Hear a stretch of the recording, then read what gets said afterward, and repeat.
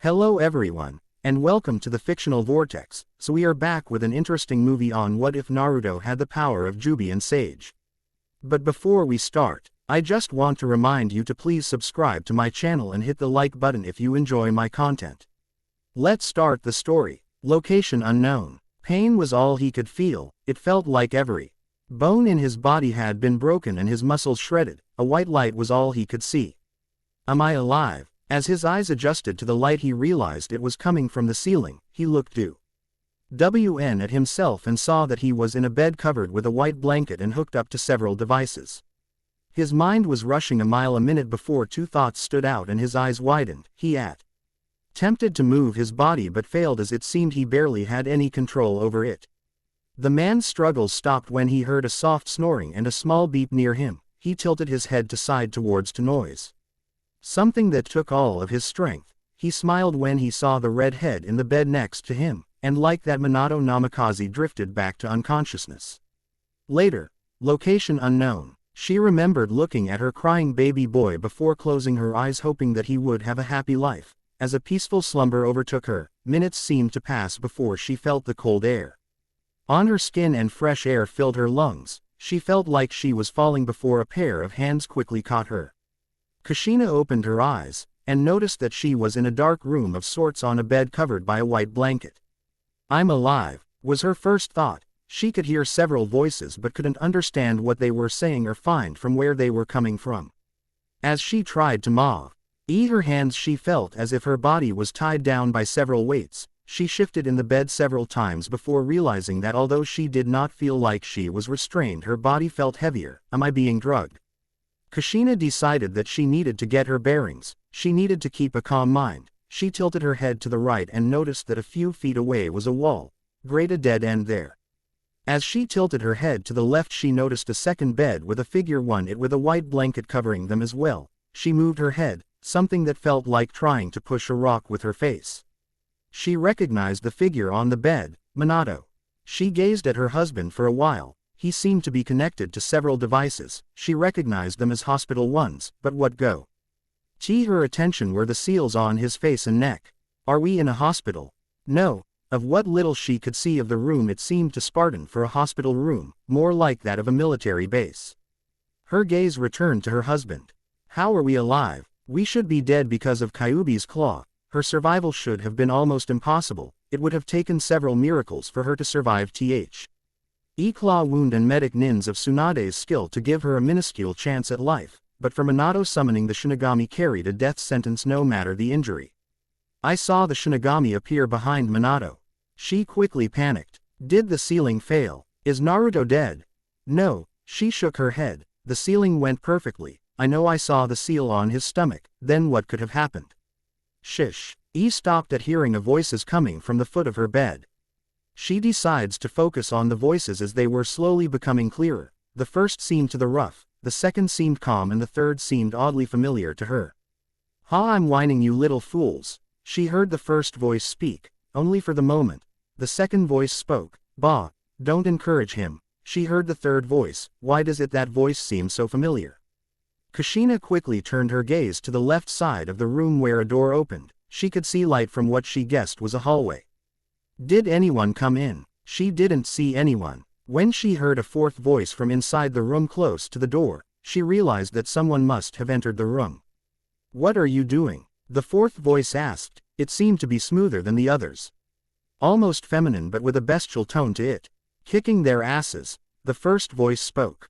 Letting him live with the illusion that he is winning, spoke the third voice. Playing a game, spoke the second voice. I can see that. But why are you playing a game when you should be watching over those two until they return? The fourth voice asked in sickly sweet tone that Kushina knew all too well. She had used that tone when violence was promised and almost imminent. Those two are stable and nothing has changed, and these two kept talking about various fights. I figured this would silence them for a while, spoke the second voice. Bah, what does it matter? We would have called them if these flesh bags were in trouble, spoke the third voice. Why does it seem so familiar to me? That guttural voice, though it seems to the lacking something. Kushina's eyes quickly widened. Kyuubi, that was Kyuubi's voice. She panicked. Beckhouse. The fourth voice began. She is awake, was the last thing the fourth voice spoke before leaving the room. Kushina was trying in vain to move, while her thoughts were on how the Kyuubi could be free, before she stopped and could see 9 small dark orange tails slowly appearing from the foot of her bed, and she heard its voice. Ha ha, so Kushina, you have returned to land of the living, now prepare to feel my wrath, she heard B. For she felt a pain in the lower side of her neck, and the last thing she saw were white eyes gazing down on her. When Minato awoke, he could see that the light was dimmed, or perhaps it only appy red to be so compared to the last time he saw it. He remembered that he had awoken for short periods of time before, but it was never for too long, and he would simply drift out of consciousness before long. He mentally reviewed what he had managed to gather so far. Both he and Kushina were alive, though how that was possible was still unknown. He had panicked first, thinking that the ceiling failed. Thought when he remembered his precious son and seal on his stomach, he realized that it was not the case. They were both in some sort of makeshift hospital, mostly likely in a fort. They were hooked to medical devices and had seals placed on them, most likely to restrict their movements and chakra. He couldn't feel any Hiraishin tags nearby, so they were all either removed from the area mething that was incredibly hard to manage, or they were in an area where there were none of them. Someone was taking care of them, though who exactly was unknown. He had heard several voices and the blurs of several figures moving in the room. He was getting healthier, or the seals placed on him were weakening as his movements became to feel less restricting. His thoughts were interrupted as he heard a noise from near him. He moved his head, something that was easier to do now. He could see that Kushina was awake and looking at him. He smiled before speaking. Morning, beautiful, you low. Okay, great. He enjoyed seeing her right eye twitch a bit. I wish I could say the same about you, dear, she answered with a smile on her face.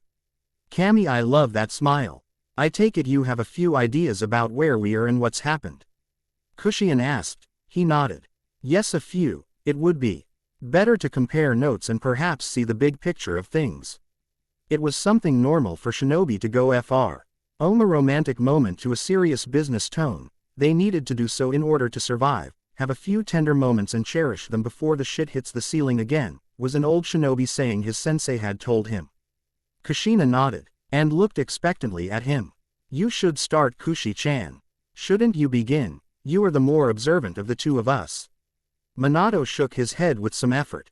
I trust your instincts. Besides, I am your superior. Think of it as giving a report, he told her before seeing her eyes narrow and adding, only in ranks, my love. Well, I would remind Hawk. Age Samai of duty as a blonde baka knocked me up, she told him in tone he knew all too well. Kushina sighed. The last thing I remember was looking at Naruto with the Kyuubi's claw sticking out of my stove. Mock before darkness overtook me, and then she trailed off. Minato nodded.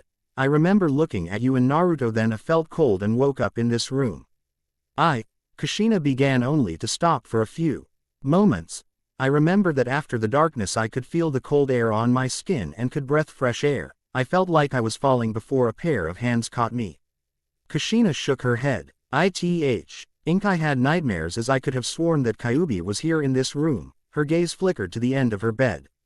Minato followed her gaze but couldn't see or sense anything there. He was about to speak before she spoke up again. I remember the seal looked perfect, so how are you alive? Could something have gone wrong? Kushina asked in a worried tone. No, the seal was perfect, I know that for certain. I know that I should be dead, and yet, I think we are in some sort of military base, possibly a fort. I remember seeing white eyes like that of the Hyugas looking down at me at one point. But that could have been a hallucination, Kushina continued. If it was a Hyuga, then we may be in Konoha, in some sort of secret bunker. He knew that there were all sort of tunnels and bunkers in Konoha. Some that sadly got lost in the paperwork over the years. I looked at the parts of the seals I could see placed on us, but without seeing the whole thing I don't know what they do or how to break them. He paused after this. I think there are some sort of medical seals and restriction ones, though I never heard of combining the two of such high level. Kushina nodded at this. Kushina looked around the room. If we were in Konoha, shouldn't there be someone here with us in case we woke up? The Hokage should have some more guards even if our survival was kept a secret. Minato nodded. It is odd. Sarutobi. Sama must have retaken his position to keep things under control, and moved us to a secure facility, but this place seems to be more of a field hospital than anything else. He quickly took a few breaths of air. While Kushina looked worryingly at him, he smiled at her. I'm not up to full strength. I think we've been here for a while. We don't look any older. For his part, Minato simply nodded. Kushina looked a few years younger than she was and would remain so because her Uzumaki blood, something that he secretly enjoyed. The fact that he looked the same could mean a number of things for him. Only a small period of time had passed since the sealing, or the people taking care of them had some seals that preserved them to a great degree. His thoughts were interrupted when he heard her speak. Do you think Naruto is all right? She asked. He stretched out his left hand towards her, something he did with great effort. He wondered just how out of shape he was. She grabbed it with her right hand and he squeezed it. I'm sure he's fine and seen as a hero like I asked, he told her with a smile on his face.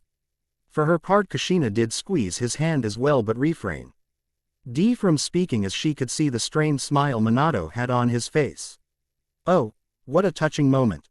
They heard and quickly shifted their eyes to the foot of their beds from where the voice came from. Both Minato and Kushina looked at the foot of their beds from where the voice came from but failed to see anyone there. Kushina looked around the room trying to spot the person speaking. Who's there? You don't remember? The voice asked. I suppose it's all right, we were never really close, were we, Kushina? It interrupted before she could answer.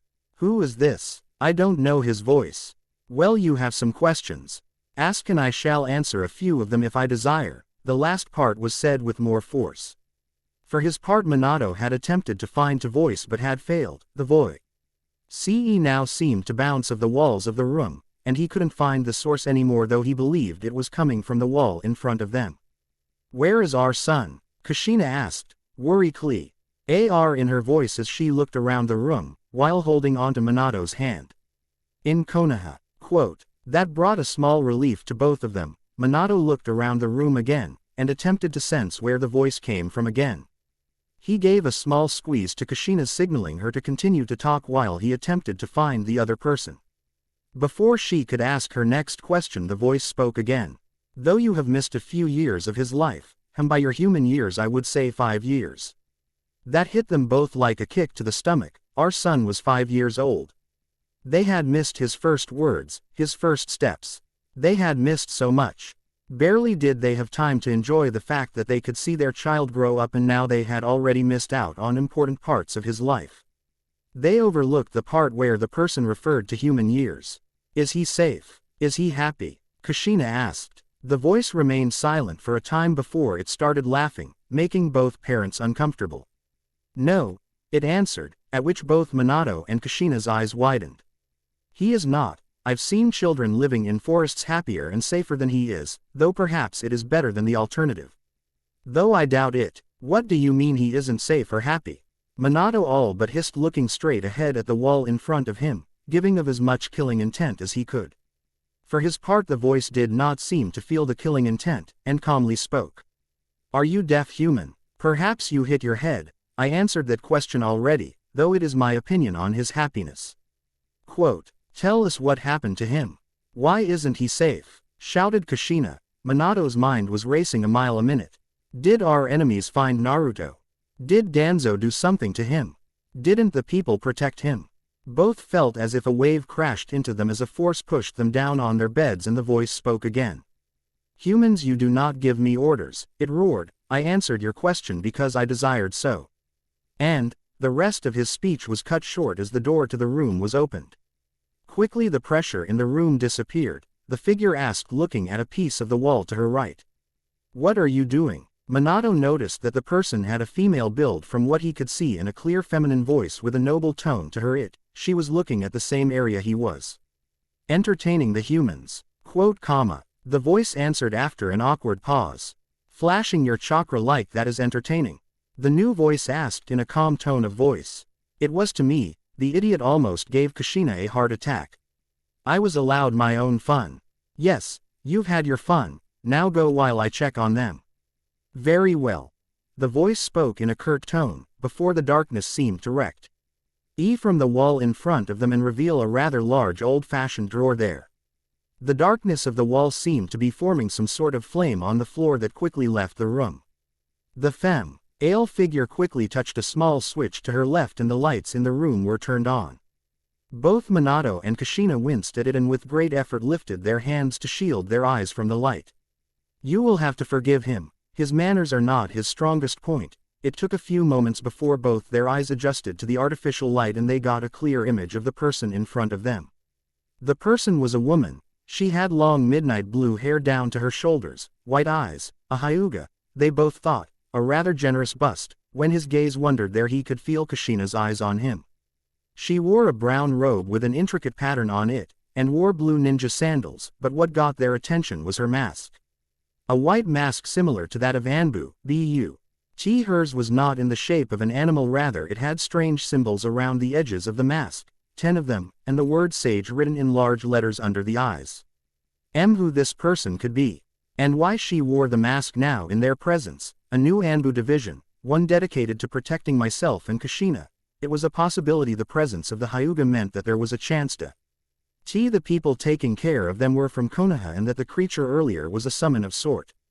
Another possibility was that she was one of Danzo's people, his route that should have been disbanded under the Sandame's rule. Though he suspected Danzo had still kept a small force of his old agents. It was something he had begun to investigate, along with a way to cut off all Danzo's connections when he had become Hokage. The problem was that although Danzo seemed to have little connections, the truth was that his roots ran deep, especially with the civilian council. He had made a name for himself in the First and Second Shinobi World Wars and had been the Anbu commander for a time. Though his wounds had ended his fighting days, his mind was still sharp. He remembered reading at what Danzo did to his shinobi, as he put it. He stripped them of their emotions, while they could follow even suicidal orders without blinking an eye. Because of this they made excellent shinobi, as Danzo claimed. The problem was that they often lacked the spark. They couldn't create a new techniques nor could they react accordingly when a new situation that did not fit into their programming arose. Guidelines that Danzo gave them were strict, and when something appeared that they couldn't fit in those guidelines they stopped, uncertain how to act.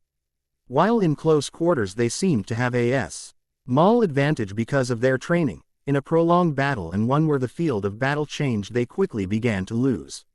While regular shinobi would combine attacks in new ways, create new ones.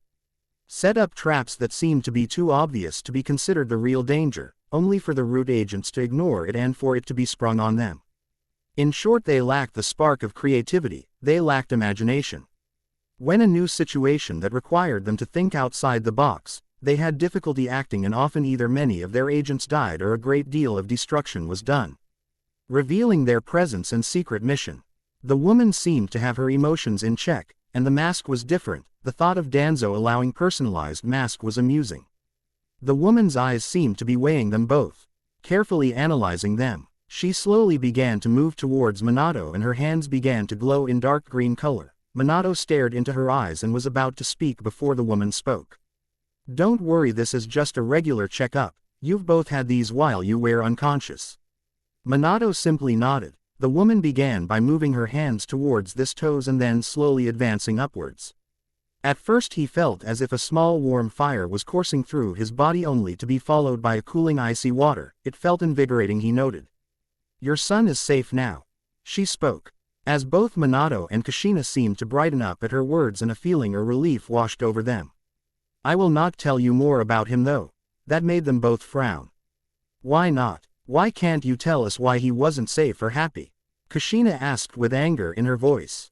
Even if you knew you could change little as you were at the moment, in time you will find out everything.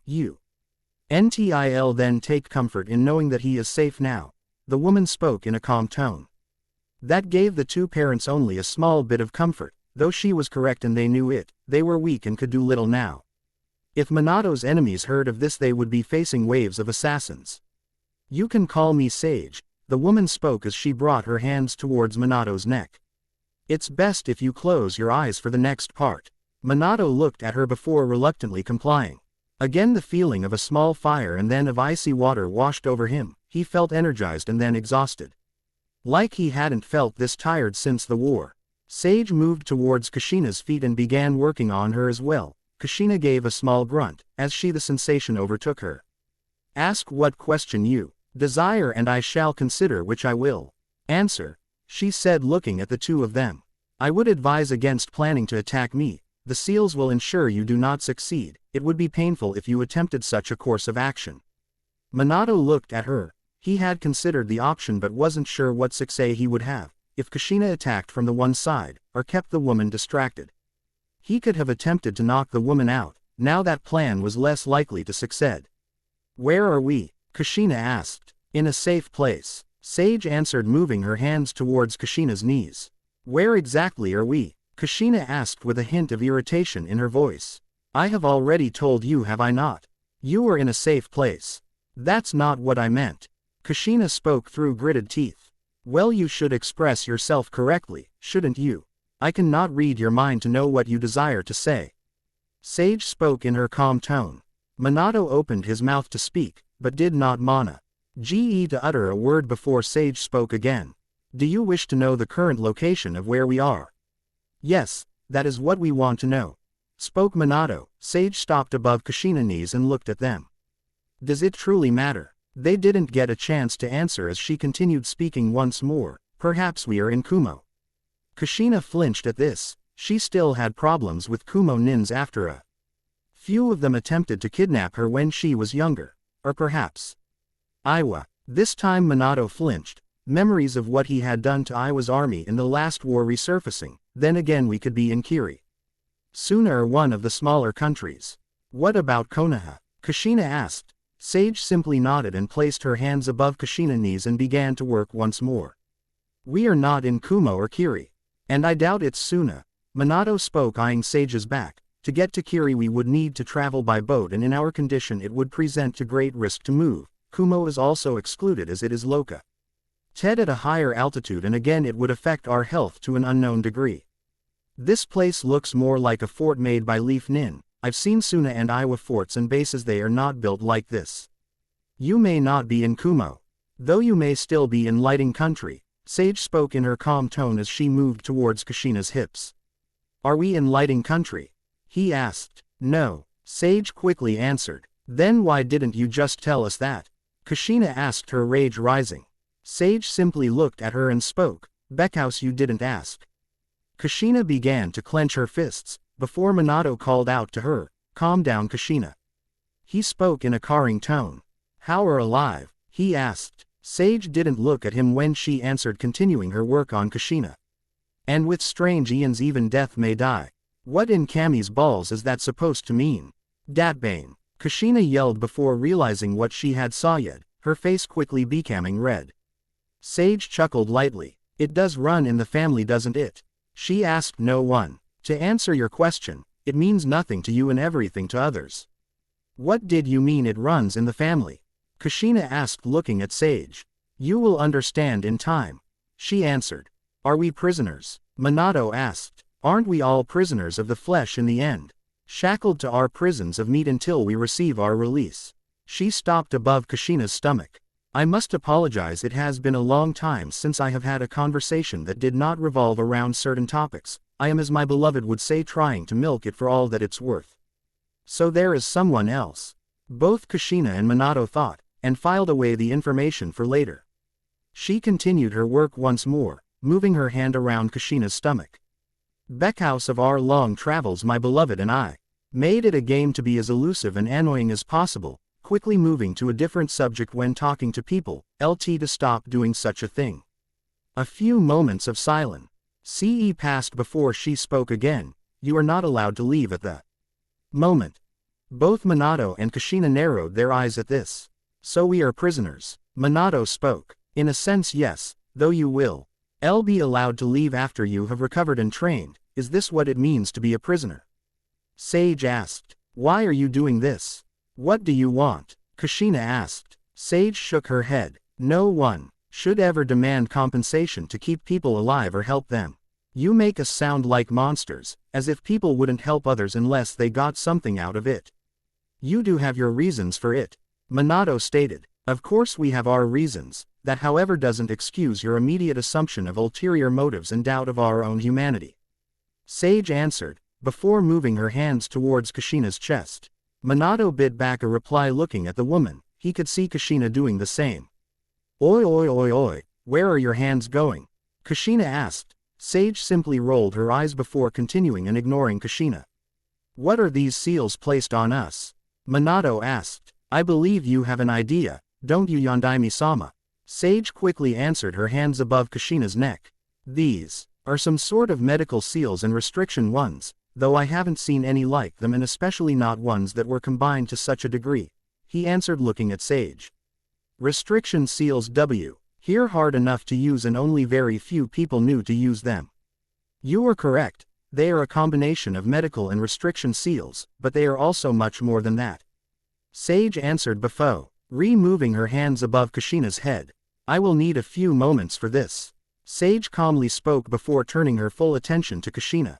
A few moments passed in silence before Sage lowered her hands, and both Minato and Kushina could see the intense glow dissipating from her hands. She quickly moved to the end of the chamber where the recently revealed drawer was located. The seals restrict your movements, however they also help to heal and strengthen your bodies. What they do is apply pressure onto your muscle, forcing them to work and break down, after which they release substances that help restore your muscles. Both Minato and Kushina widened their eyes at this. They had both studied seals used in healing but had never heard of such seals. Both their thoughts were cut short as Age began speaking again. I see you've realized their potential. Both nodded at this, and Minato asked, did you create them? I was greatly inspired to create them and had help, but yes, I created them. She spoke in the tone that gave off a bit of pride and enthusiasm. It was something both Minato and Kushina knew well, as they both lost many hours and nights discussing seals, their creation, what they could add to a seal, taking other ones apart and analyzing them. He had done so with his sensei as well, and had almost failed a mission because of their heated discussion. When the three of Hem got together to discuss a certain seal, hours seemed to fly by without noticing. More often it would be just between him and Kushina. With these seals in our training schedule, my beloved, and I'll have you back to full strength in 8 months, then you can meet your son. Both parents' eyes widened at this. 8 months until they could see their son. While it seemed long, at least now they had hope that they could see him. They would grit their teeth and pull through this. Sage smirked at their reactions. Phase 1. The base, the return, scouting. Phase 2. Recovery, advanced scouting and quick retrieval. Phase 3. The gathering. Phase 4. Sage grinned under her mask. Phase 4 is enclosing, and the Phase 5 the fun. Why do you want to help us? Minato asked looking at Sage. My beloved I have our reasons to ensure the return of the Yellow Flash and Red Death, she said as she cast her gaze towards the floor. Though perhaps more important is that every child should have a loving parent by their side. Sage's voice seemed to drop as she continued. Children are meant to be gifts, the physical manifestation of love between a man and a woman. And for that love, all manner of sacrifice could be borne. As I am sure you know all too well. Both Minato and Kushina's thoughts returned to that ceiling and the Kyuubi's claw ripping through them. They still didn't know if they had died or survived. Minato swallowed hard. Were we brought back with Edo Tensei? He felt alive but still wanted to know how these people saved them. No, Sage answered. The both of you were brought back with a pure resurrection technique. And that is all I shall say on that matter. Both Minato's and Kushina's mouths opened and their eyes grew to the size of dinner plates. We died. A pure resurrection technique. Who in world were these people? Sage's grin grew. Kamihi will love their expressions. Now, unfortunately comes a rather unpleasant part. Both Minato and Kushina raised an eyebrow at this. What could be unpleasant? Sage raised her right hand, then her middle and index finger before she released a small amount of chakra. Moments later the door opened and what looked like copies of Sage walked in. What? She asked. Did you think the Uzumaki were the only ones to use clones to their fullest? Both Minato and Kushina stayed quiet at this. Rumors had it that the Uzu was also known as the village of clones. And Minato knew that there was truth to those rumors. Each of the clones took position near the two beads. As they both reached towards the beds, Kushina spoke up. What are they going to do? Checking your urine bags, the clone near Kushina answered. Oh okay, she quickly answered, before shouting, my what? You were unconscious before a period of time, and even now you will have difficulties walking. If you even manage that, so we had to apply one. You mean we have up our, Kushina spoke in a shaky tone. Done. Both clones spoke. A nod from Sage was all they needed for them to dispel themselves. You should rest. I will bring you something to eat in a few hours. Kushina perked up at this, before Sage turned towards her. No ramen for now. Kushina disappointed and had a shocked look on her face before she pouted. When you're better, we will revisit the ramen option. Kushina eagerly nodded and gave a shaky thumbs up. After this Sage turned and left and turned the light off in the room, telling them to rest for a while as she should wake them when the food was ready and that she would send clones in to watch over them in a few minutes and help them reach the bathroom if they wanted to attempt it. She spoke the last part looking more at Kushina before closing the door. What do you think? Minato asked. I don't know. She seemed nice at the end. But still didn't answer all of our questions. Kushina answered, trying to move her hands. Whoever they are, to use seals like these and to actually create a pure resurrection technique, if that is the case, they must have some skill. I haven't heard anything about a Hyuga seal master outside of stories from before the Second War. Minato spoke. Me neither. Did you notice how she talked about her beloved? Kushina asked. Yes, I think that there may only be the two of them. They saw yet that they have their own plans for bringing us back. We have to stay vigilant around them. No need to tell me that, Bane, Kushina quickly replied. I'll play along for now, but I swear I will rip apart the people that hurt Naru-chan, she continued. Minato quickly nodded at this. He wanted to find out what happened to his son. He stretched out his hand and Kushina grabbed it. We'll get through this, Kushi-chan, and we will see our son. The both smiled at each other before Kushina spoke again. Minato, she began in a low tone, we actually have something up our. Minato sighed. Kushi-chan, we were having a romantic moment just now. He spoke in an annoyed tone. Kushina snorted. Meh, there will be others, girly boy. She smiled looking at him. Yes, there will be, he replied wearing a small smile on his face. I love you, Kushina. They drifted off to sleep holding each other's hands.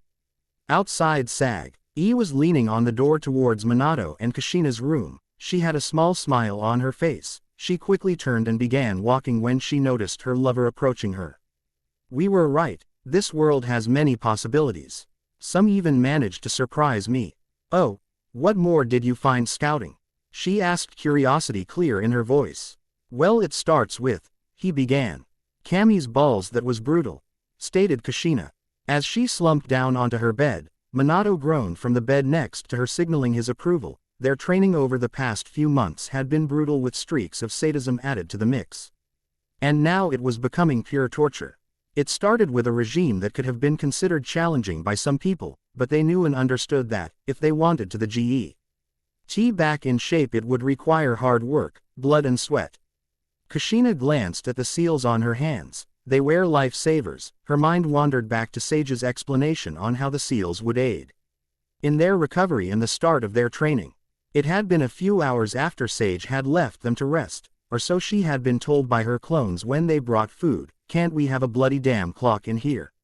Kushina had just finished eating the healthy and nutritious food that Sage's clones had brought them. That would help them recover faster, but it still tastes like crap, and it is a bloody damn paste, no solid food. Apparently they would start the first part of their training once they finished eating. Sage's clones had unhooked them from most of the medical devices, but not the one I had hoped for. They were connected to as they were deemed healthy enough. Sage entered the room 30 minutes later with a few of her clones. She greeted them with a small head nod, and moved the foot of Kushina's bed while her clones began to move around the room. They were carrying cloths, books and a small wooden table. How was the food? Sage asked in her usual tone. Great, Kushina replied sarcastically. I hope we can eat that every day, she continued. Oh, don't worry, you will be eating that for a long time, and if you like it so much I can serve it as a dessert. Kushina's eyes seemed to widen at that.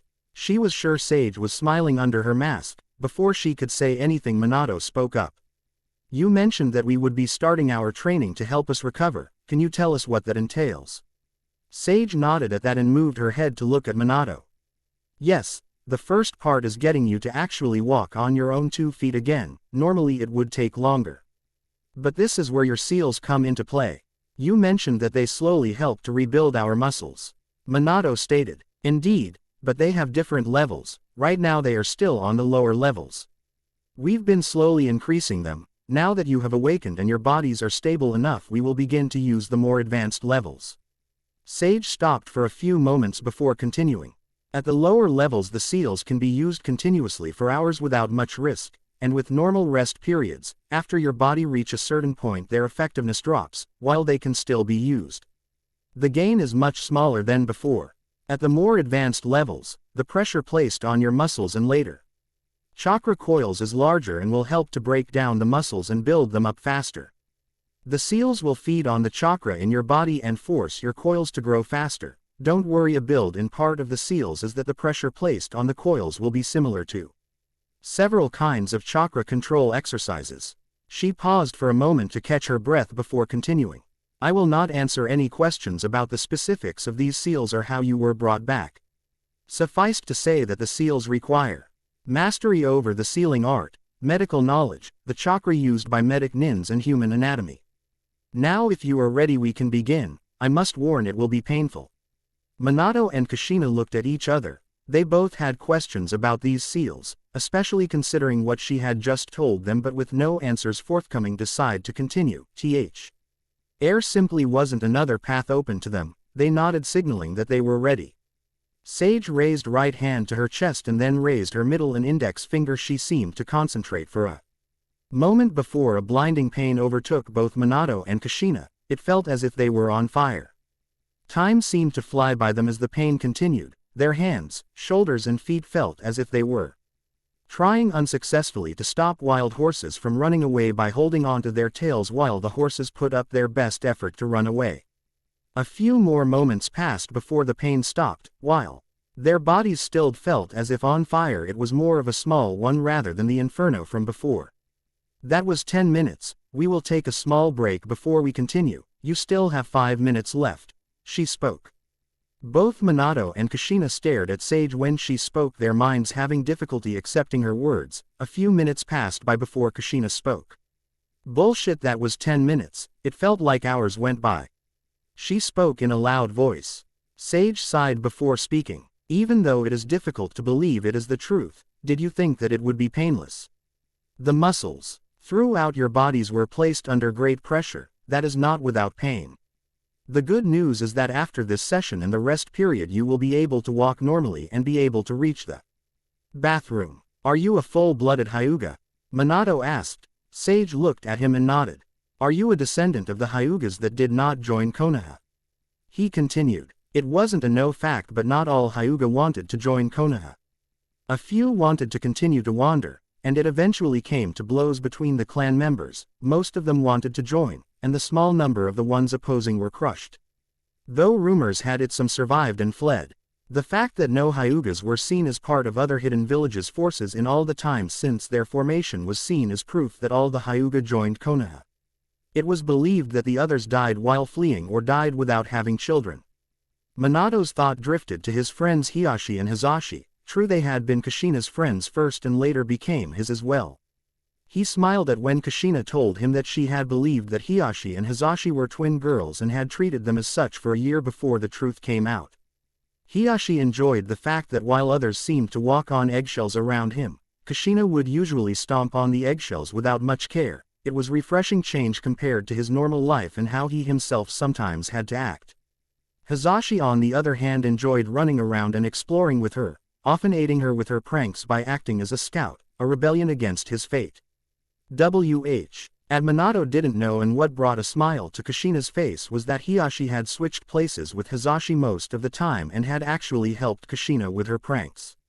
Minato wondered about his friend Fugaku and Kushina's friend Makoto. The one who attacked them was an Uchiha. His use of the Sharingan in controlling the Kyuubi and the fact that the man had kept it active meant that he had to be an Uchiha. While his student, Kakashi, had gained a good level of proficiency with the Sharingan, he couldn't use it for long periods of time because of the chakra cost. The person who attacked Him would have to have had massive amounts of chakra and to have had the Sharingan for years to practice it if he wasn't a pure-blooded Uchiha to maintain it active so long, especially under battle conditions. He doubted Fugaku was actually involved in the attack, but most likely his clan would be blamed. He needed to find out the connection of the person who attacked him and Kushina had related to the Uchiha clan. Could the person who attacked us actually be Madara? There was manipulation of the Kyuubi seemed to support that claim at least. The fact that he did not engage in a full battle but relied more on his space-time techniques could mean that he was old and could not afford to fight any longer because of his age. Those techniques seemed to be related to his Sharingan, which in turn again supported his claim of being Madara. Though how he could have survived for so long or even survived his battle with Hashirama simply raised more questions. With the attack, security in Konoha would be raised and the people would protect his son. It still meant that there was a spy in Konoha, one who knew that Kushina had the Kyuubi sealed in her and the fact that the seal holding it would be weakened during childbirth. That list of people was very small. The Sandaime, his wife, the elders and Jiraiya knew about Kushina's status as a Jinchuriku. His student knew that Kushina was pregnant and had she would be giving birth soon but did not know about her status as Jinchuriku nor any of the pertinent information about when and where she would be brought. For safety it wouldn't be in the normal hospital. The ones who had sealed the Kyuubi in Kushina had passed away long ago and he doubted that Danzo would ever endanger Konoha to such a degree in an attempt to seize power. The possibility had Madara had used the Sharingan and forced one of the elders to tell him the location where the Anbu were sent was becoming higher and it made it more believable that the person who attacked was indeed Madara. That does raise questions about Konoha's security. Could he have used genjutsu on the guards or does he know some secret passage? If he is Madara and was present when Konoha was built he could know some of them. But by now all those passages should be accounted for. While Fugaku and Makoto would likely have needed to stay away from Naruto for a time, he hoped that Hiashi and Hizashi had been there for his son. A small part of him told him that they would most likely be kept away as to not allow any one clan influence over the Jinkujiriki. He scoffed at that he had asked that Naruto been seen as a hero. Doing that would only make the clan look bad and he doubted that people would have ignored his dying wish. His thoughts were interrupted by Sage voice. Yes, I am a Hyuga, and no, I'm not a descendant of those Hyuga that did not join Konoha. Then are you part of Konoha, or did you defect? The clan was paranoid about losing their bloodline. The caged bird seal was supposedly created in order to help the clan protect it, though it became something else over time. Whenever a clan member left the village on a mission they were expected to follow certain rules. They had strict rules to ensure no bastard children were sired. Perhaps I am part of the true Konoha, the one you do not see, the one that is underneath, and you refuse to acknowledge. She spoke in the same calm tone as before. Minato's face became a scowl. The underneath part reminded him of Danzo, but the chances of a Hyuga joining him was slim. Trying to kidnap one would represent a high risk that could work against him. A wise man once said that the only time your morals matter is when your back is against the wall. Tell me, do you think that after the Kyuubi's attack Konoha held true to its morals? Sage asked. Yes. Minato answered without hesitation. He had faith in his people. He missed a look in Kushina's eyes when Sage asked him though, a look that would suggest she had a different answer, one that she feared to contemplate.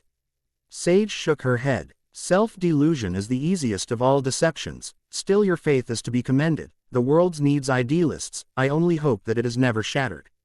It won't, he replied curtly. I wonder what will happen if it is. How would you rebuild it? And what would you become? Sage Aked. I know my people, I have faith in them. That will never be broken, I do not doubt it. He replied with steel and fire in his voice. Faith is the truth of passion. Since no passion is more true than another, faith is the truth of nothing. Sage nodded her head. We must now continue the procedure. Any other discussion will have to wait. Can you give us 10 minutes? Kushina asked. No, your bodies are not prepared for that just yet. After a few S's. Scion, we will increase the time to 20 minutes. Sage made a familiar hand sign and pain flooded their systems once more. Both of them were barely awake by the time she was done. They heard her telling them that she would return later after they had rested in 8 hours or so. Barely did he see her close the door to their room that darkness took him. A few hours later, when Kushina awoke, she felt as if She had just returned from a strenuous workout. Her body hurt, but it was a good kind of pain, the healing kind. It showed that she was making progress, just a bit more and she could see her son. She wondered if she could reach the bathroom to take a shower. Her thoughts were interrupted when she heard Minato's voice. "You're awake," he said in a cheerful tone. She looked at him and saw that he was reading a book. Where did he get that? She then noticed two small tables between their beds with books on them. She nodded. Have you been awake long?" "Only an hour or so," he answered, placing a bookmark in his book before placing it on the table nearest to him. "Have you tried to see if you can walk normally?" she asked. "I wanted to, but when I saw the books and started reading them I forgot about it," he replied, scratching the back of his head. "Of course you did, you blonde baka," she replied in a slightly annoyed tone of voice.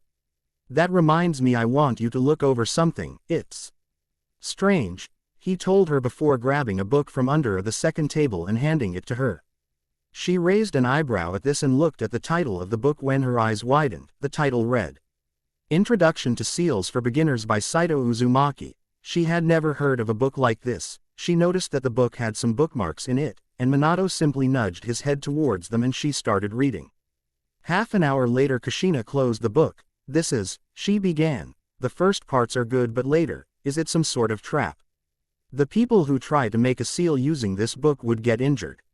She paused and placed the book back on the table. There were books on seals, but not many. Minato had talked about writing a book similar to this one while back, but with the war and him becoming Hokage, he simply didn't have time. She herself had considered it at one point and had only made some notes on the subject. For her, seals came far easier. Minato was able to grasp the concepts behind seals quickly. What for them was something easy and they understood it immediately. Others had difficulties with such things, and they for their part had difficulties explaining something that for them was like breathing. "Is someone using my clan's name to sell these things? It will help sell the books, but later when the people get injured it would make people give up on seals thinking they were too dangerous. Heck, some may blame the Uzumaki for their injuries."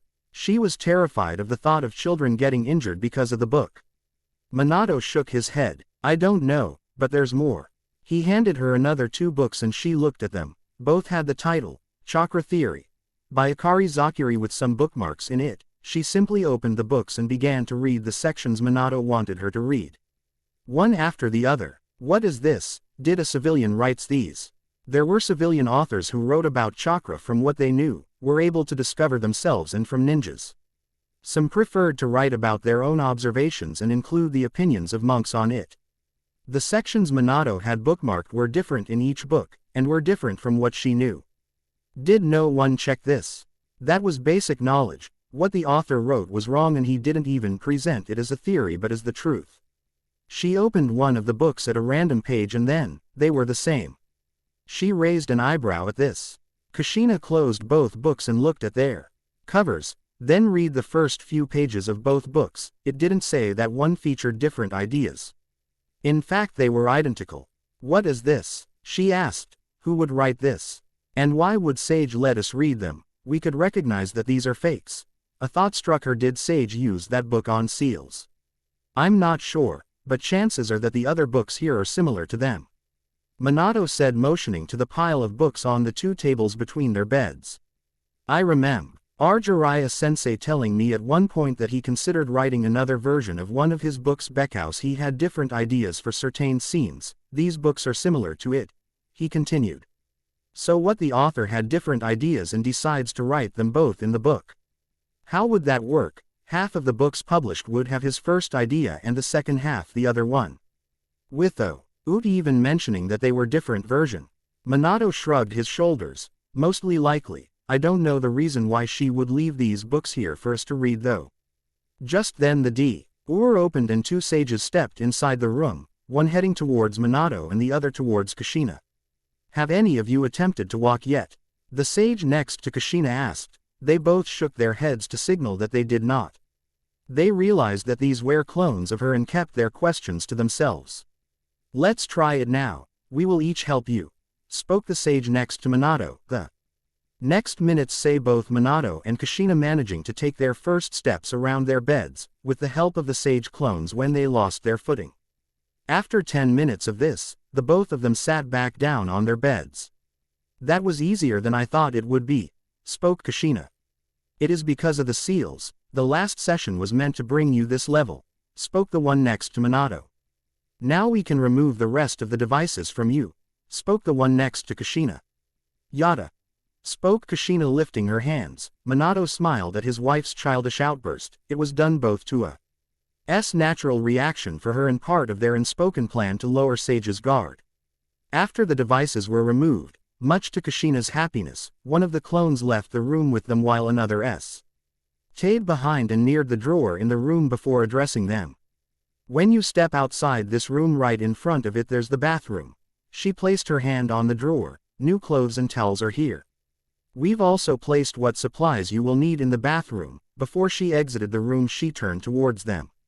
We will bring you food in 1 hour, though we ask that you do not engage in more recreational activities here or in the bathroom.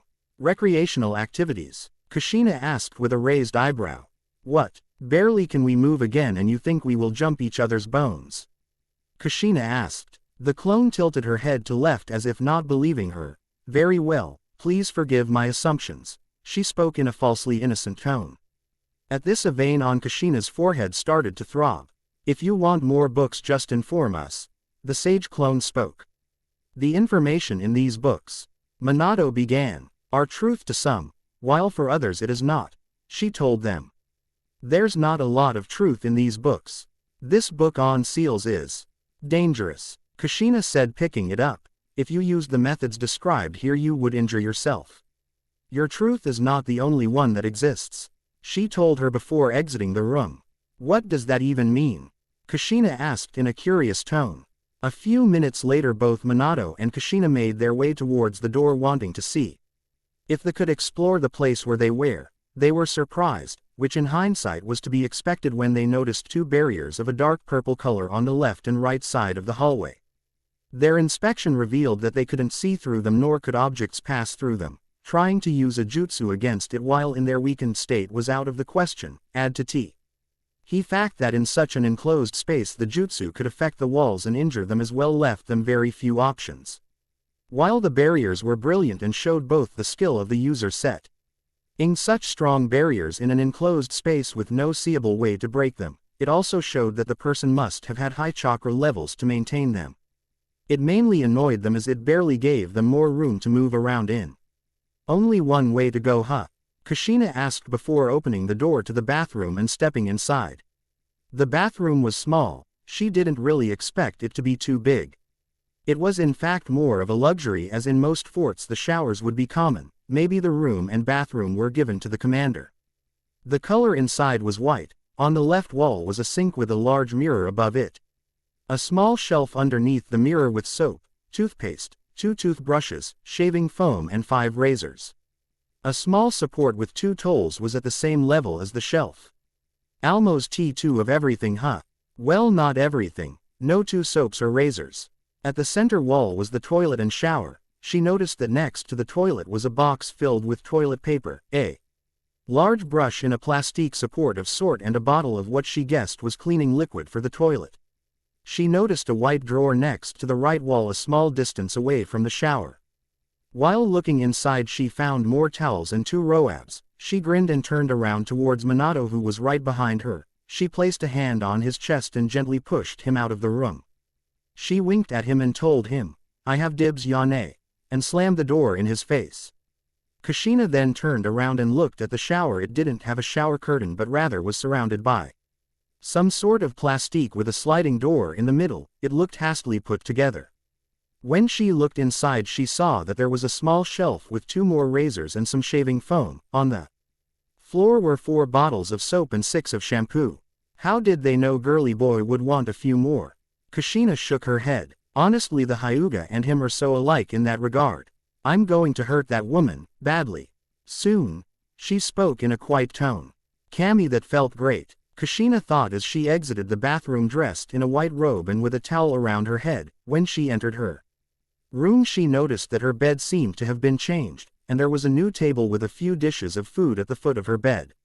She glanced towards Minato and saw him reading a book. He smiled at her raising his head from the book. They changed the bed sheets and brought some food. Kushina went and raised the lid covering her food and she quickly groaned when she saw what was inside.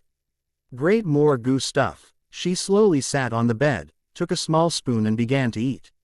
Honestly, it's not that bad, Minato told her, closing his book. She sent him a small glare. It's not ramen, that for sure, she mumbled. It's not your cooking either. She raised an eyebrow at this. Is someone trying to score points, Mr. Namikaze? She asked, batting her eyelashes. Possibly.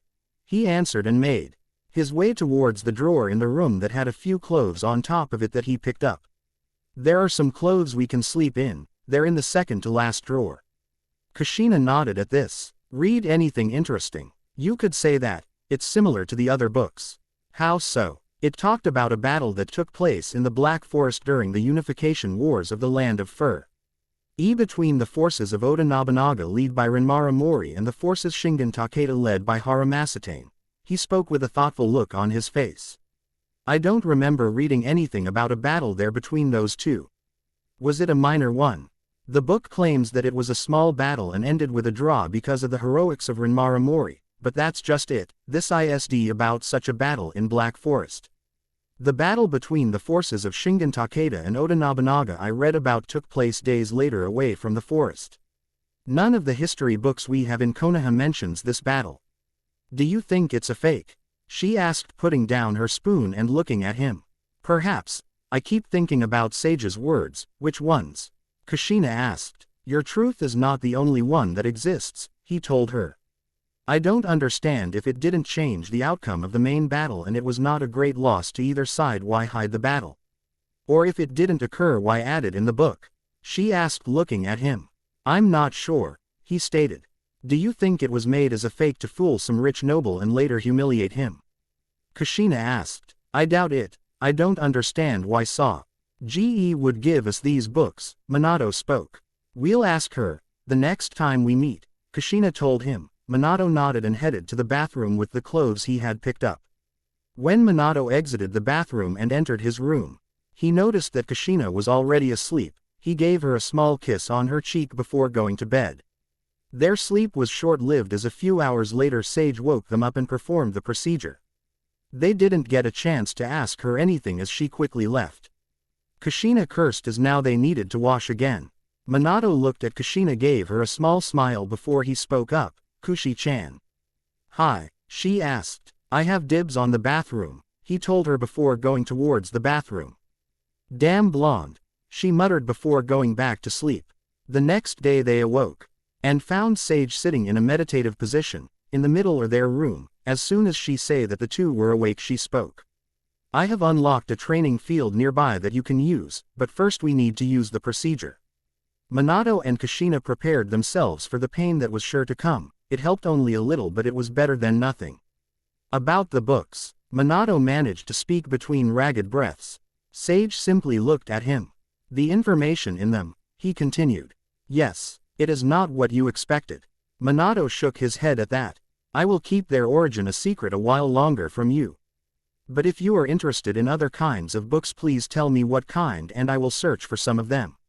Sage told him. Minato seemed in deep thought for a moment before speaking up. Books on seals, barriers, space-time techniques, the Shinobi World Wars, the Warring States period, Konoha, jutsu creation, and a pen and some paper. Kushina, seeing what Minato had done, weighed in on the conversation as well. Anyo, can you bring me what you have on the Uzumaki clan? Seals, sword fighting, Yukimura Sanada, Jiachi Tachibana, Tomo Gozen, Miyamoto Musashi, cookbooks and books on pranks. Sage just stood there and stared at them for a while. You do not disappoint. The training ground is open. Just walk out the room and you will see it, she told them before exiting. Eventually, after they had rested, the two exited the room and observed that the barrier to the right had disappeared. They walked down the hallway and reached a very large room and saw Sage there in a meditative position with two bottles and scrolls near each of her knees. Welcome. My creator sent me here to monitor your progress while going through your training regime that are contained in these scrolls. Also, you should drink these, pointing towards the bottles. During your workout it will help in your recovery, the now revealed Sage clone told them. Where is your creator? Minato asked, curious about it. She had a few errands to run. No worries, I will take her place for a while, after which Jubi will take over. Is that her beloved? Minato glanced around the room. It appeared to have an obstacle course set up surrounding the room, mostly likely to make running laps more interesting. A few wooden shuriken, kunais and swords could be seen on a table in the middle of the room. He looked at the wooden pillars a few feet away from the walls. They can't be part of the original construction. They don't support the ceiling and look new. Did they set them up for us? Both Minato and Kushina picked up the scrolls and opened them. The training was harsh but not impossible. They quickly began to perform the exercises in it. The training had the usual push-ups, sit-ups, crunches, and others. But what got their attention was the part about sparring on water pillars. When they asked where the water were, the sage clone proceeded to create water pillars between the wooden ones. Their sparring would start on the ground, move on the wooden pillars, then on the water pillars, and then back on the wooden one. While difficult, it did help improve their chakra control. Their schedule for the next 2 weeks mostly consisted of waking up, the seal procedure, washing and eating, the first part of their training, lunch, the second part of their training, dinner, the seal procedure, and showering before going to sleep.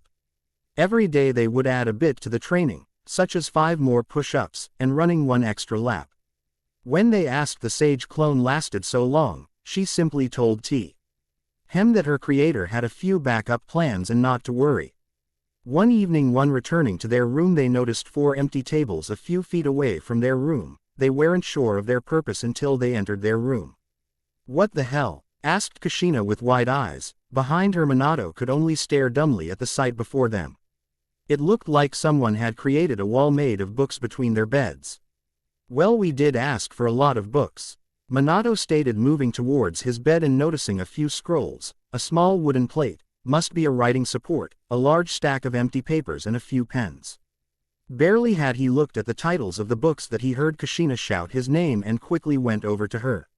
What's wrong? He asked, seeing her startled face. She just placed her hand on a book. And when he looked at it, he realized why she was so startled. The books around her hand were all about the Uzumaki clan. They read History of the Uzumaki clan volume I, 2, 3, IV, V. The Uzumaki clan in the Warring States period, Legacy of the Uzumaki clan, A Traveler's Guide to Uzu, Allies of the Uzumaki clan, a study on the relationship between the Uzumaki clan and the 5 major hidden villages. The Sealed Fate, a book about the fall of the Uzumaki clan, Seals, a study between the seals, the hidden villages compared to that of the Uzumaki clan, and there were more of them. Minato's eyes widened at seeing how many there were. He placed his hands on Kushina's shoulders and squeezed a bit.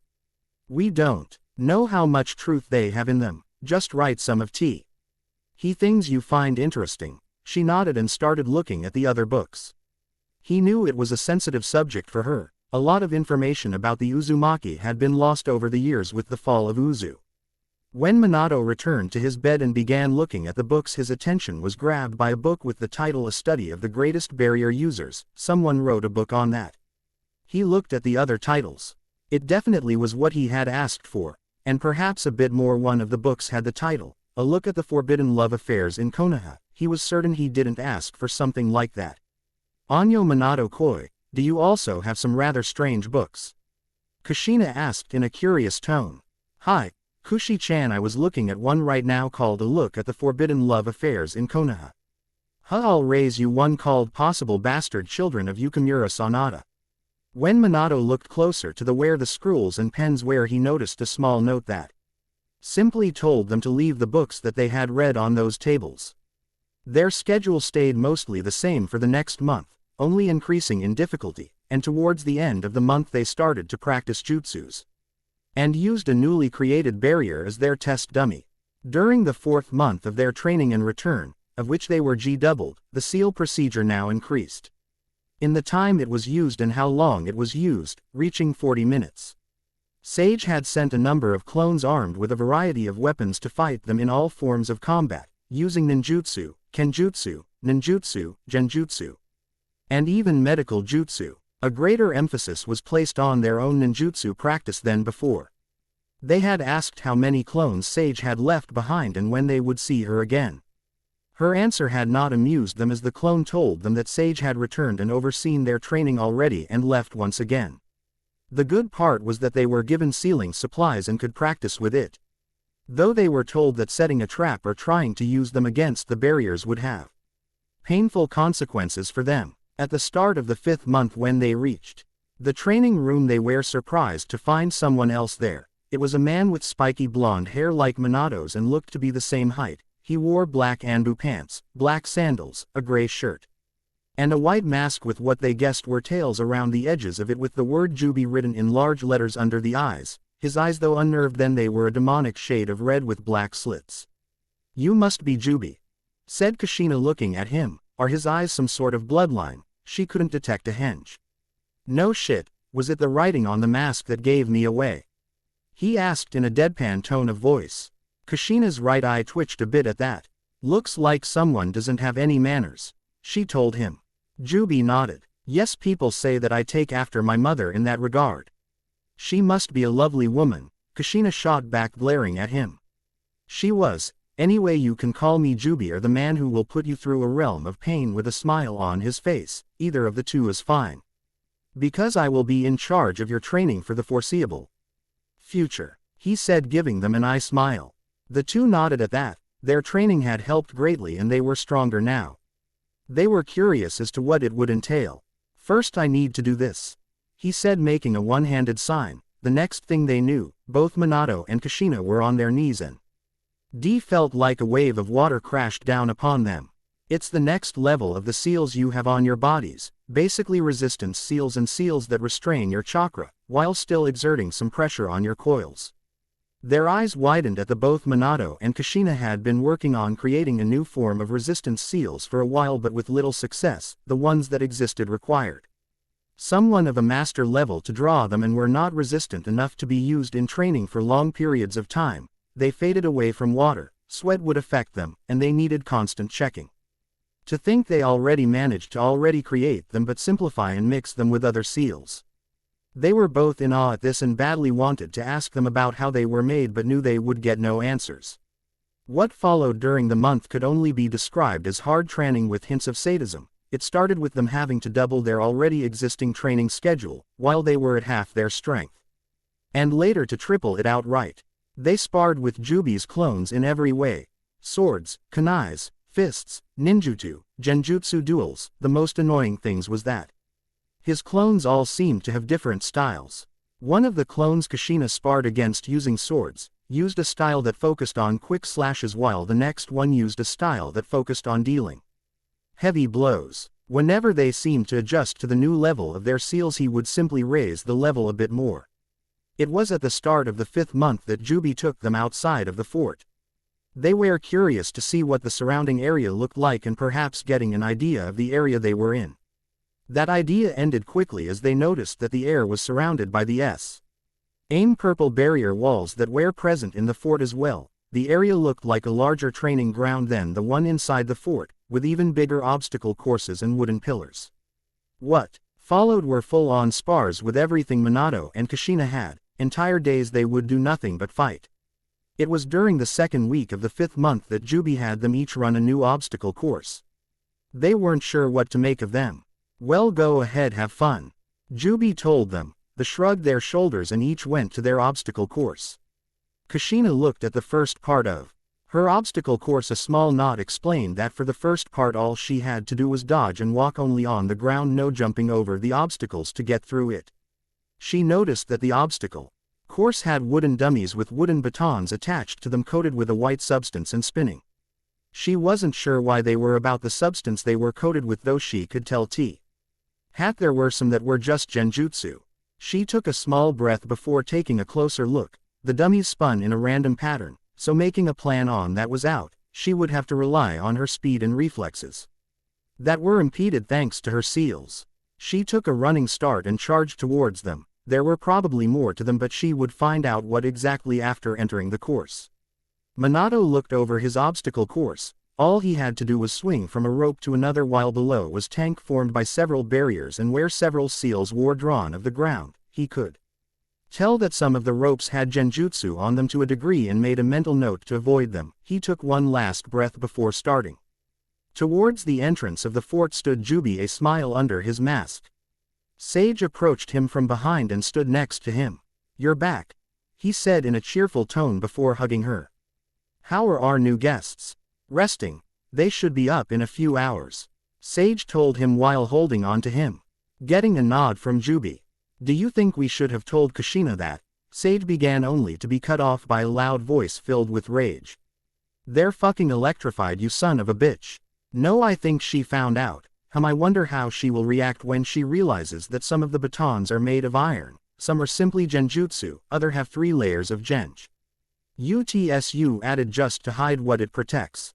Jubi must." "What about Minato?" Sage asked. A loud scream could soon be heard, though it was not followed by profanities.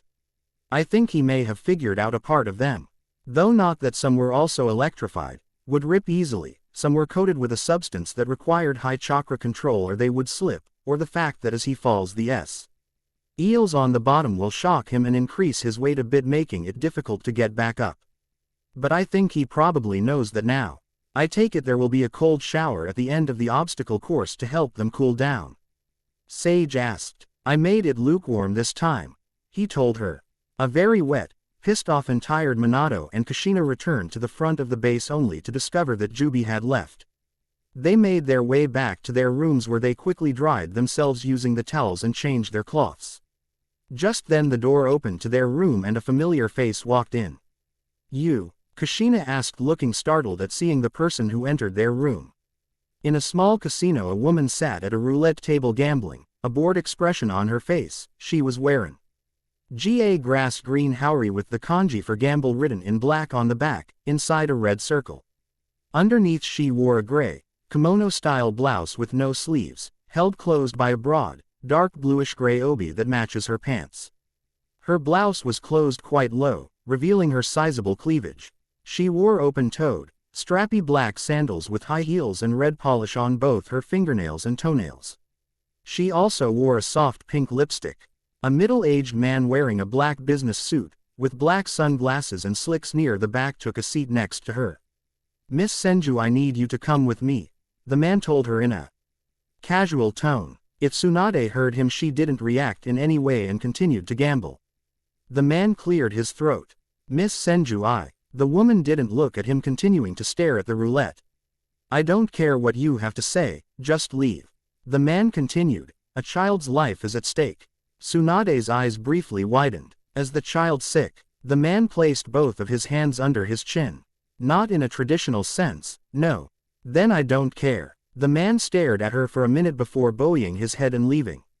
As the man neared the door, Tsunade spotted another man who looked similar to the first and had with him a small child with spiky blonde hair, dressed with black shorts and a white t-shirt. The first man shook his head and the second man reached into his pocket with his right hand and grabbed the child with his left hand, who had a frightened expression on his face and was shaking. Barely did the 2 men exit the casino that Tsunade got up and went after them. As soon as she was outside the casino, Tsunade noticed that the 2 were heading towards the forest outside the city at a high speed. Ninjas, she followed, and when she increased her speed, the men matched and increased their own as well. It was only when they had left the outskirts of the city that the men and Tsunade stopped. The first man turned towards Tsunade and smiled. "So glad you could join us, Senju-sama." Tsunade glared at him as she looked between the 2 men and the child. "Leave the child and get out of here." "That's one option, but then you would let us keep your apprentice?" the first man asked, smiling. Anke, a third man, appeared on the branches of a nearby tree with Shizune, her arms behind her back, and the man was holding a kunai to her neck. "I, however, have another option." A new voice spoke. Tsunade looked towards where the voice came from and she could see a woman who had long midnight blue hair down to her shoulders, white eyes, a hyuga. This can't be Sensei's work. Wore a white robe with an intricate pattern on it, blue ninja sandals, but what got Tsunade's attention was the mask. A white mask similar to that of the Anbu, but hers wasn't in the shish ape of an animal, rather it had strange symbols around the edges of the mask, 10 of them, and the word sage written in large letters under the eyes. "What option?" Tsunade asked as she looked at the woman. "I need to try and free Shizune and have her free the child. Damn it, how did their child get here?" Tsunade briefly looked at the child. "The boy has Kushina's face. You and I fight. You win, everyone goes free. I win, you come with me to heal and watch over a couple for a few months. Tsunade tightened her fists. Do I have a choice? Sage nodded. You always have a choice, you can leave and I'll take those two. She pointed at Shizune and the child. With me, and well, maybe you will see them again, maybe not. Sage's voice took on a mocking tone. I'm sorry if this interrupts your drinking and gambling. I understand how important they are for you. Tsunade scowled at the woman as she got in a fighting stance. Fine, let's do this. Her arms shook slightly. Sage snapped her fingers and he man holding the child jumped in a tree near Shizune. The last man went next to them, while Sage jumped and landed in front of Tsunade and made a come here motion with her hand. Tsunade shoot a quick look around herself. I need to knock her out and then deal with the other three. A quick punch to shake the ground should create a distraction for Shizune to move and get the boy. Tsunade's eyes went to the woman in front of her. A Hyuga, so I'll have to be careful in close combat. I still don't know who these people are and how they have a Hyuga with them. Did Sensei actually put them up to this?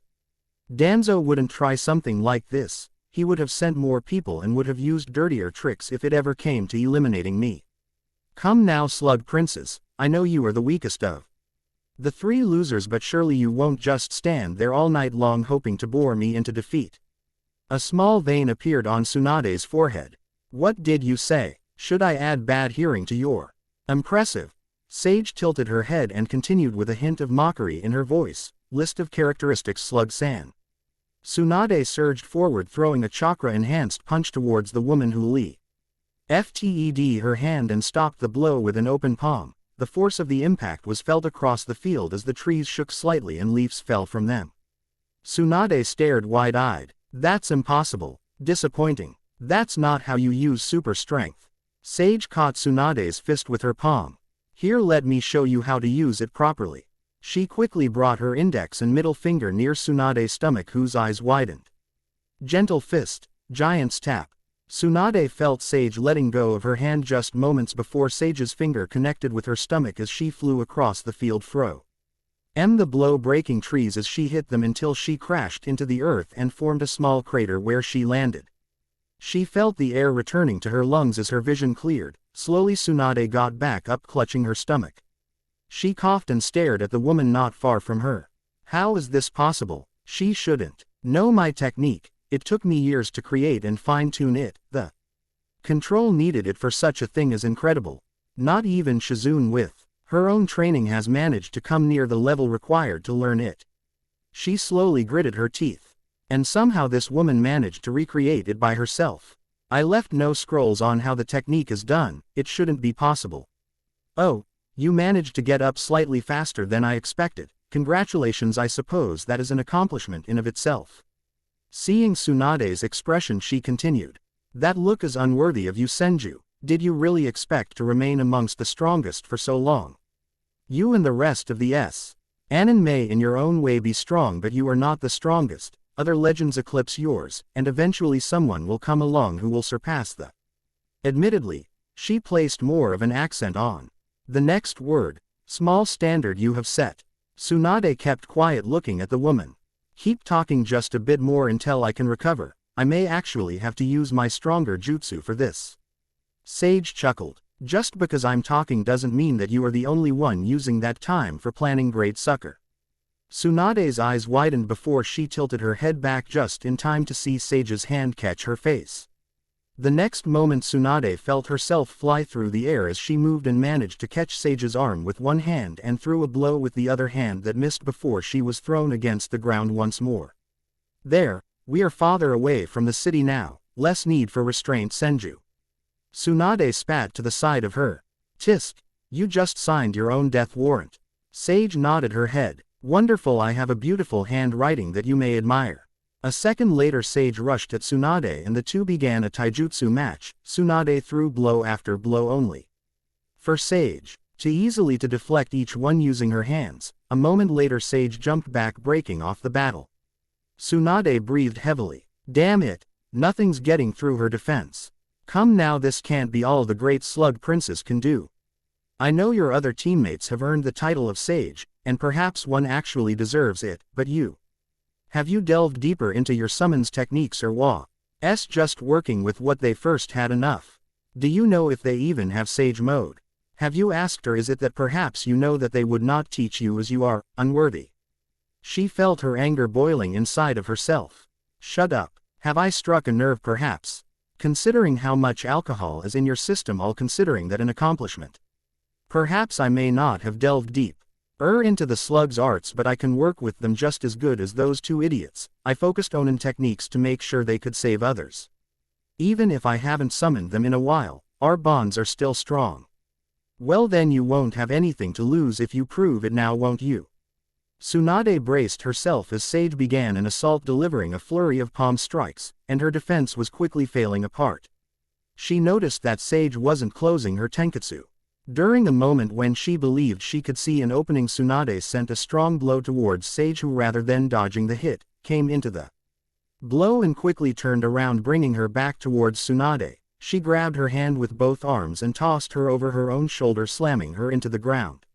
Sage sent a palm strike near Tsunade's head that shattered the ground, creating a sizable hole. Foolish, has the alcohol affected you so much, great sucker? Sage jumped back, putting distance between the two of them. Come now, arise, I know you can do better than this.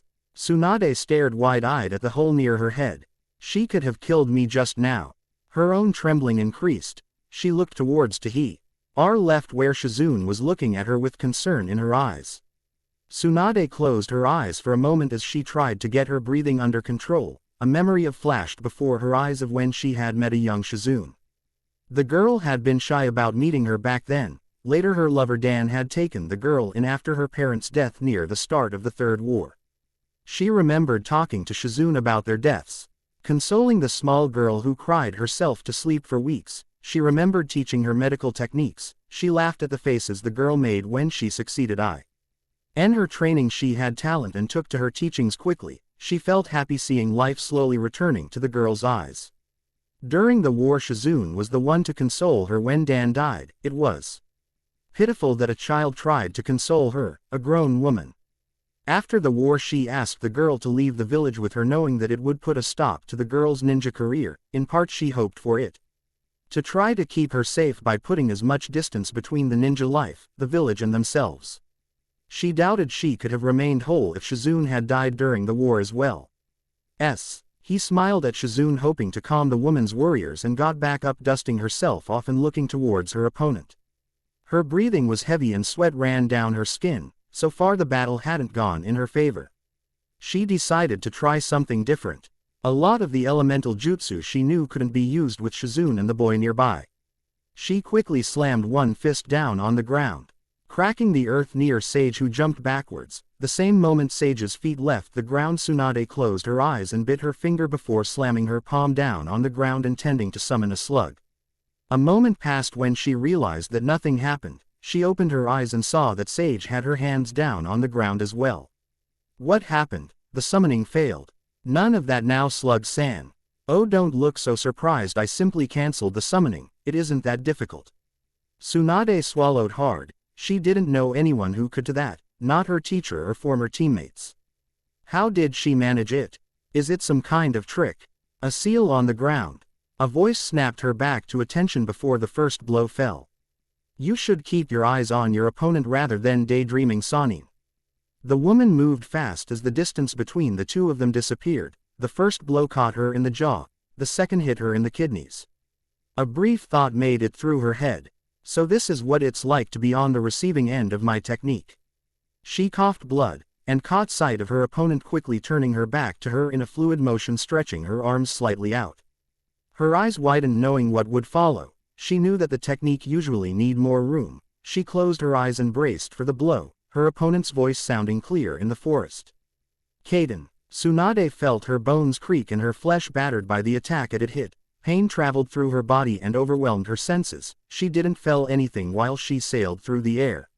She didn't even feel the impact on the ground as the air left her lungs and her vision faded.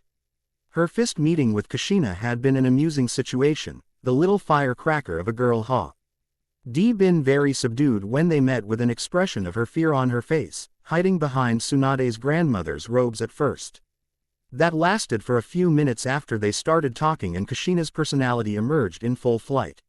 She admitted she liked the girl. She had fire in her that she liked, from what she could remember of her own grandfather had been like that. She had consoled Kushina after Mito's passing. It had been hard for the girl to leave her family behind at a young age and then lose the person she had gotten closest during her time in Konoha. The loss of Uzu had been devastating for Konoha and had sparked the Second War. For her grandmother it had been worse. Her clan had been wiped out and her birth home destroyed. She herself had only been there a few times. She let her own bitterness out during the war, crushing skulls and breaking bones. Seeing Kushina growing, slowly blossoming, was something she held dear to her heart. It was the same she realized for Shizune. Both girls had grown up under her gaze, Kushina managing to turn more than a few heads when she got older. Tsunade gasped as she opened her eyes and breathed in air. She coughed a few times before forced herself to get up again. She only needed to make one hand sign to heal herself and recover her strength. I can do this, it's not over yet. Oh, getting up again. I had thought you would stay down this time, noble sucker. Or was it noble loser? She let out a harsh breath and began to bring her arms together. Now, let's test a rumor, shall we, great sucker? What is she? Sage brought ta kunai from her left hand sleeve and then slashed herself across her right palm, throwing some of the blood Tsunade's way. Tsunade froze. Her body felt submerged in the coldest river. Her breath caught and died in her throat. Her whole body trembled. Oh my, what a terrible weakness you have, great gambler. Sage dashed forward and delivered a series of blows to Tsunade's stomach, pushing the woman back from the force of the blows. Tsunade's body remained standing even after the blows. Disdain filled Sage's voice. Is this really it? Is this all that you can muster? Sage unleashed another volley of blows, hammering away at the petrified woman who still remained standing despite the blows. You really are pathetic. Will you do nothing to protect them? To save them? Sage looked at Tsunade, awaiting some sort of reply. Disappointing. I don't know why I ever expected anything out of you in the first place. Tsunade's breath was ragged, her knees bent and her back slumped over. She could feel blood flowing from her busted lips. She was barely conscious and staring at the woman in front of her. Sage brought one arm under Tsunade's chin, raising her head to look her in the eyes. She closed the distance between their faces.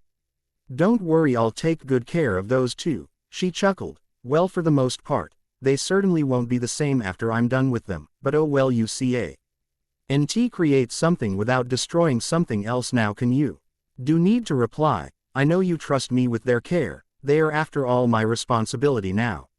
If you somehow survive, do go on your usually activities of drinking and gambling. If not, well, great, your family for me on the other side Senju. The next moment saw Sage's hand leaving her face. She had a brief moment to try and speak before the blow struck her. Tsunade felt her head would rip of her shoulders. The blow caught her under the chin and the force of it sent her upwards into the air before falling down of the ground and tumbling over several times. She ended up with her back to only a few feet away from her. As her vision slowly darkened and her eyes closed, she saw the look of despair and anguish on Shizune's face. The boy had the same look his mother had when they first met. Her eyes closed and darkness took her. She was surrounded by darkness before memories of her time of the road with Shizune filled her mind. The various cities they had visited, and even a few landmarks that Shizune had wanted to see, the festivities they had taken part of and the silly souvenirs they had gotten. Images of Shizune's training followed. The techniques the girl managed to improve and make her own, even managing to create a few. Even with her natural talent, the girl worked hard during her training. It had been diva stating when she had consoled the girl when they discovered that she wouldn't able to learn her strength technique. Even with the incredible chakra control the girl possessed, it still wasn't enough for the technique. She didn't know if she was smiling. She did feel like it though, as the rush of memories of the quick and creative exits they had to make from several towns when her debts got too big to ignore. She could see it now floating away, Shizune and Kushina's smiling faces. A moment those faces became the frightened faces of Shizune and the Kushina's child. Sage's words rattled through her mind. Is this really it? Is this all that you can muster? More images flooded her mind. Shizune is a young girl with her goofy smile on her face and succeeding at an exercise, Kushina's smile that seemed to brighten the entire area. Will you do nothing to protect them? To save them? She felt it in her bones and echo at first, something that slowly began to gain strength as it climbed forward, gaining strength with each step. The words seemed to come from deep within, from a place that she had long ago thought lost and buried, now finally unearthed again and gaining strength anew. The darkness receded and was replaced with light. She blinked and widened her eyes. In front of her stood her little brother Nawaki and her dead lover Dan. She had missed seeing the two, their smiles, their eyes so filled with life. Tears ran down her face. As she swallowed hard looking at the two, she remembered her little brother's attitude so similar to Kushina's, his dreams, the time spent together. Dan had the same dream, the same desire. The same fire seemed to burn in their eyes and soul, to protect. I'm sorry, I'm so sorry. She shook her head, tears flowing from her eyes. Not yet, not just yet. He vision of the two faded out quickly, however their smiles never left their faces. She smiled, and felt fire spreading throughout her body. She could hear the word now as it crashed through whatever barriers she had created, shattering them to pieces. The darkness began to recede and she could see light again. She had her answer now. One more time then, with everything I have. Shizune looked on, terrified at sight of her down teacher, her assailant a few feet away from her, examining her and looking to finish her off. She knew the battle would have been difficult when their assailant had used the same strength technique as her teacher, something that shouldn't have been possible. What little hope of victory there was disappeared when the woman had slashed her own palm and rendered her teacher paralyzed. Try as she did, she couldn't get out of her bonds. Her guard had stopped every attempt she had to escape. Her own chakra control was skewered, something her assailants had probably then her to ensure she couldn't use her chakra properly. It happened quickly. Most may not had seen, however she noticed it. After traveling for so long with the woman, she noticed it in an instant. Her trembling stooped. Sage tilted her head while looking at her downed opponent. She spotted it quickly enough, however it did little to stop the attack. The next moment she was sent through the air and slammed into the ground from a punch to her chin courtesy of Tsunade's fist. Her eyes opened with new fire behind them. The word still echoed in her mind as she dusted herself off. Tears were streaming down her face alongside her blood and sweat. No, is this really it? Is this all that you can muster? No. Her voice was ragged and hoarse, but it mattered little. It got the job done. She cracked her knuckles, straightened her back and got into a fighting stance. How about one more round, bitch? Sage got up as and rubbed her chin. With pleasure, great sucker. Tsunade stomped with one foot on the ground, cracking the earth towards Sage, who leapt back. In the blink of an eye, Tsunade slapped her hands on the ground, causing a hand made of earth to erupt from the ground near Sage, who hadn't yet landed. She saw the move that Sage was preparing, the same one she had experienced firsthand herself earlier. A small bit of chakra was visible before the technique was used. Fascinating. A Kaden used while still in the air. Strangely, I'm not that surprised by this. She slapped both her hands together and used her healing technique, restoring her body from the beating it had taken earlier. A small cloud of dust was visible around Sage. Perfect. She dashed forward. Sage, who had landed, managed to regain her footing and prepared to meet her opponent head-on when she noticed that Tsunade stopped and slammed her hands on the ground. 6 pillars arose from the ground quickly surrounding her. They looked to be 2 feet high. The top of the pillars grew quickly in size. They wobbled and leaned on all sides, unable to stand straight. Oh, is this your great skills with elemental manipulation, or is this your some intimate preference? In response, Tsunade smirked. A moment later the first rocks flew towards her. Sage ducked the first one. Before the second one flew past her ear, others followed suit. Sage dodged more and more of them. She realized that now the pillars were each throwing more than one rock towards her. Enough, Kaden. The rocks were quickly destroyed, and a new dust cloud settled around Sage. I don't know what you are. She dodged quickly as she came under assault by a rain of pebbles. She briefly noticed that earth pillars were still present on the battlefield. Kaden. This time she was certain the pillars were destroyed. The dust covering the battlefield had managed to block out her sight. Her mask made it even more difficult to wipe her own eyes. Her arm flashed to the right and slammed into Tsunade's chest, cracking her before she dissolved into earth. Sage's arm flashed to the left and repeated the processes.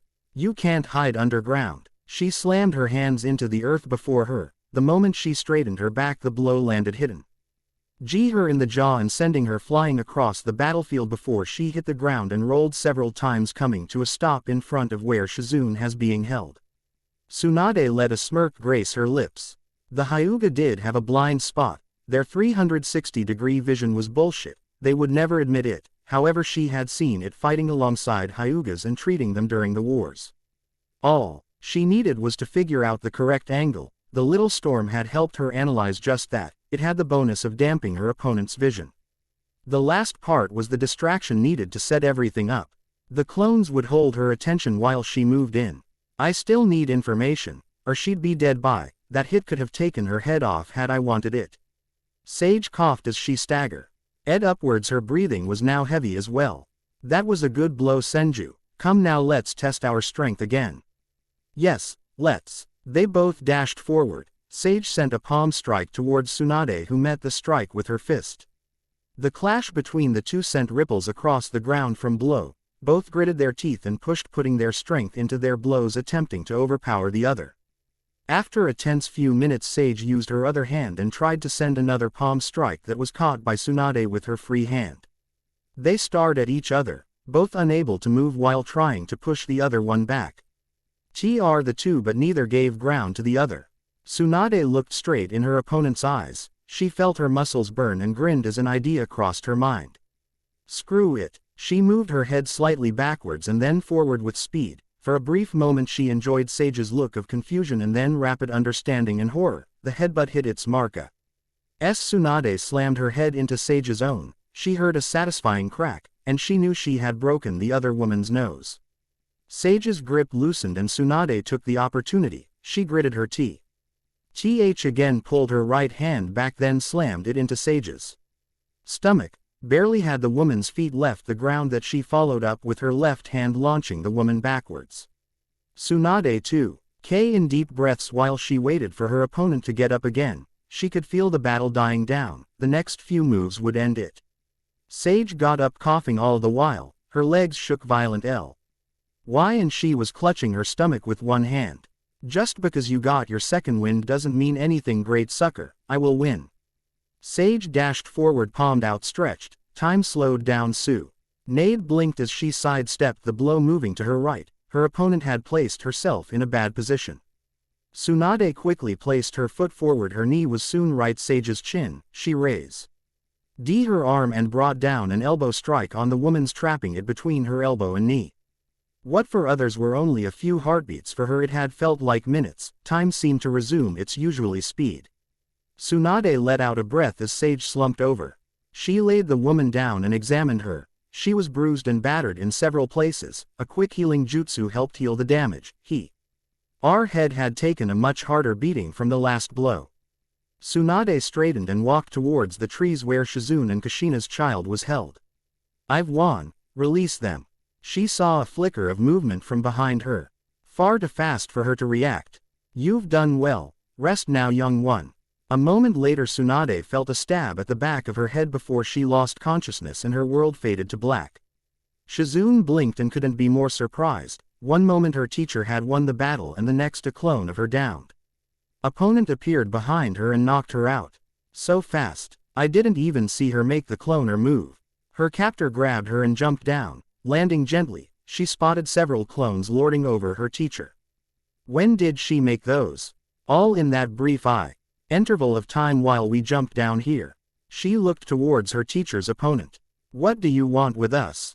Just what I said at the start. You two will help to take care of a couple for us. And the boy? What boy? Shizune looked to her left. The boy in question grinned, waving at her before a puff of smoke enveloped him, and the boy in question was replaced with her teacher's opponent. A clone? She asked, dumbfounded. Of course you didn't think I would actually endanger a child like that, did you? She sputtered. But, you. Then, she looked behind her. The man holding her was also a clone of the woman. All this time it was just you. Just myself and my clones. That sounds like a good song title. But, that, she motioned to the clone on the ground, was a very special clone. One with admittedly reduced strength. Still it did the job. Reduced strength. Good night. And that's what happened after you were knocked out. Shizune finished looking around at the people present. Her sensei she expected to find when she awakened, the couple she and her were supposed to be taking care of. Well, she never expected it to be the Yondaime Hokage and his wife, who what she knew were supposed to be very much dead. Kushina chuckled. "Ha!